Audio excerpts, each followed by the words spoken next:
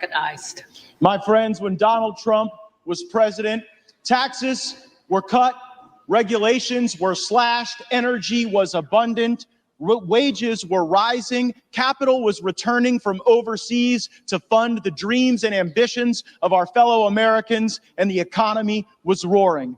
What a contrast to what we have seen from this administration now. And so I rise to nominate Donald Trump for the position of Speaker of the House. And for all of the vitriol that we hear from the media and at times the left, there were great moments of bipartisanship under the Trump presidency.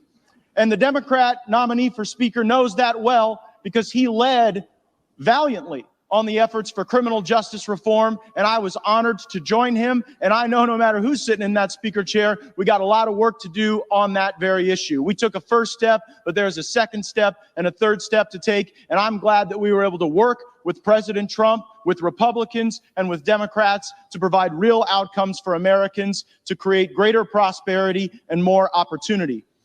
I also care deeply about President Trump's focus on our nation's veterans.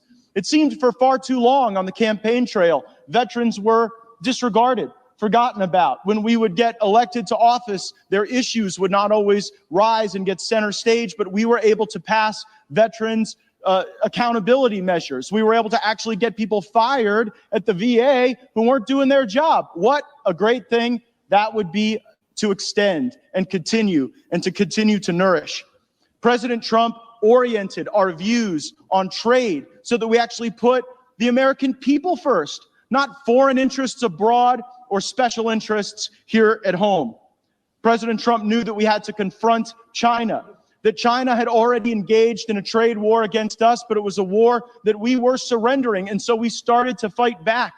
He stood with our farmers, and on foreign policy, we stopped trying to find a new Jeffersonian democracy to build out of sand and blood and Arab militias in the Middle East. Matter of fact, President Trump, I believe, is the first president in my lifetime that didn't start any new wars. This is an issue that I know unites some elements of the right and left for the benefit of our communities.